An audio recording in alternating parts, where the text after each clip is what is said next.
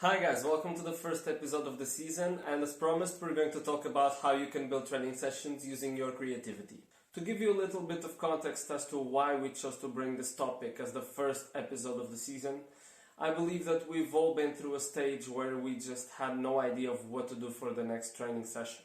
Because many coaches work alone or have a second job, you just wish someone would come to you with a book that said something like, in week 1 you're going to train this, in week 2 you're going to train that, and so on and so forth. However, in my opinion, that kind of books shouldn't or don't exist. For sure, many of us have spent time looking for that Guardiola drill or that Mourinho exercise to bring to our training sessions.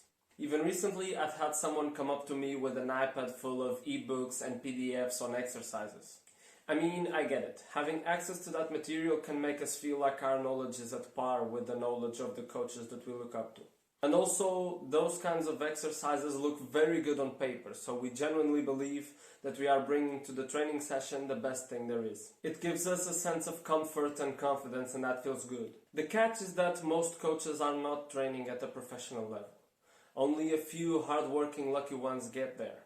So most of the coaches are training under 10s or under 15s or under 20s that aspire to get there, but are not there yet. Personally, I was once training under 9s, and I decided to do a possession drill. So I chose a structure like 5 against 5 with 2 bouncers.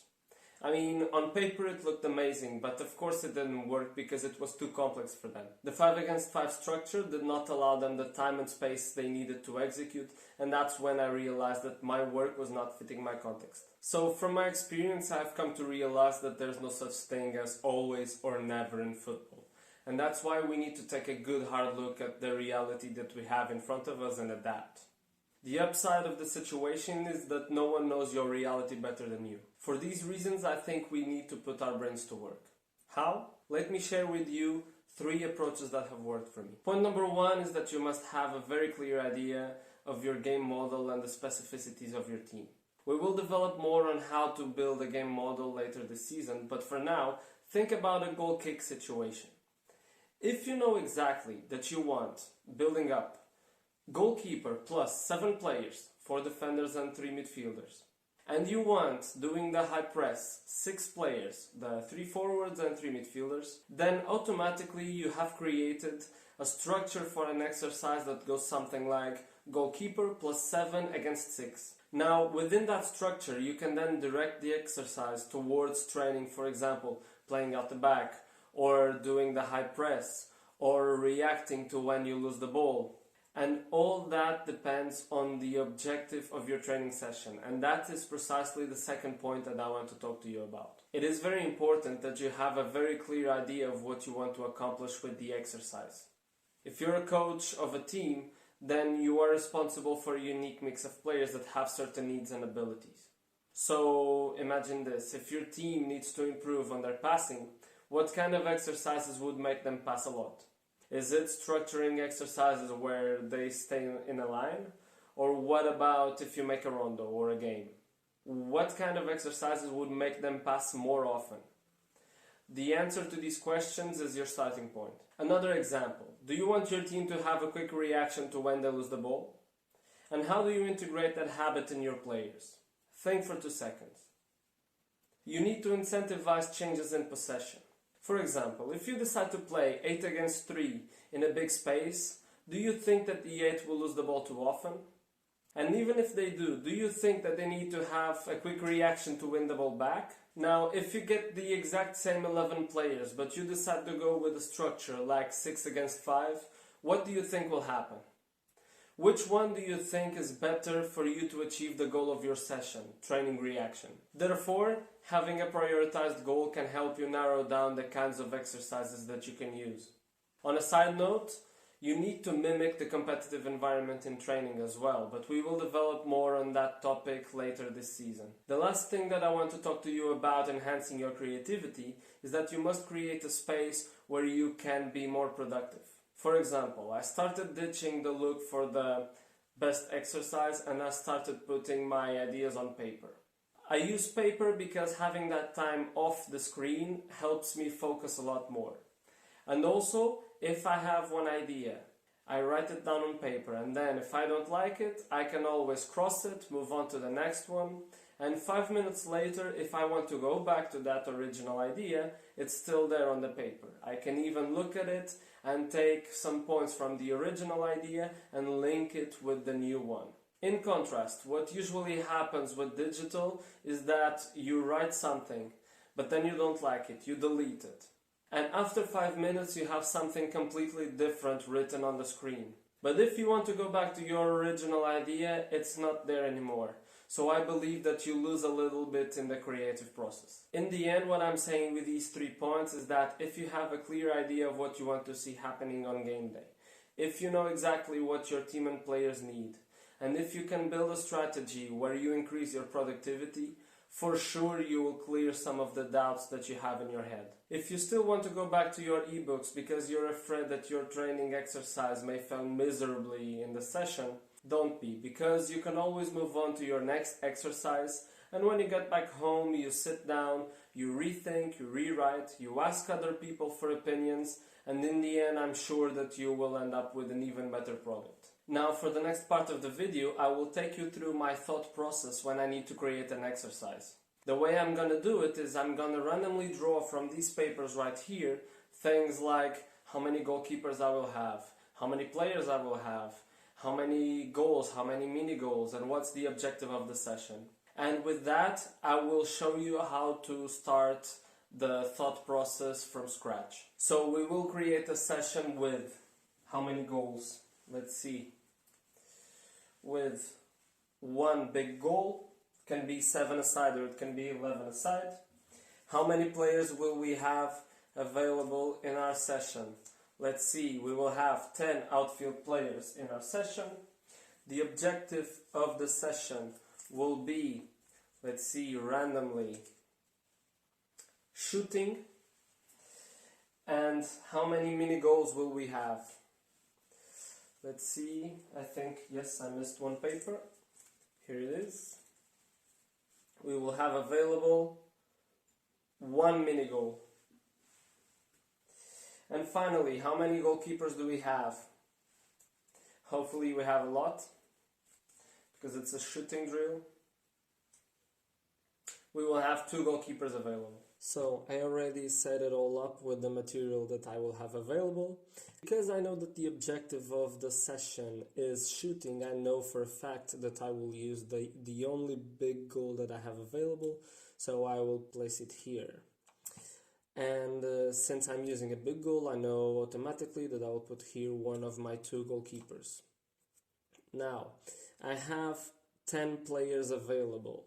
And since it's a shooting drill and I want to make it competitive, I will split the group in 2 teams. I will have 1 team starting on this side, and the other team, the white team, will have 5 players starting on this side.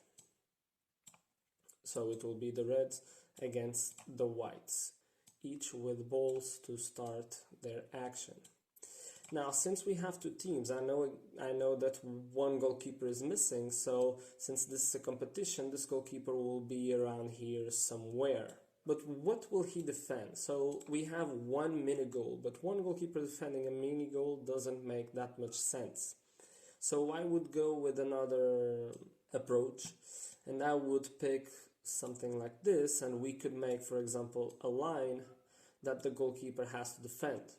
But what might happen if we go with a line is that this guy comes with the ball and the goalkeeper just goes out and has absolutely no boundaries, and then it's just a mess in the exercise. So instead of going with a line, what I would suggest is that we use a box. Like this. With a box, we are limiting, just like in the game, the areas that the goalkeeper can protect. So the way this would work would be, for example, these guys would go, the red ones, go out with the ball. They have to do, for example, if you want to add a bit of flair to the exercise, this guy has to do some kind of special dribble.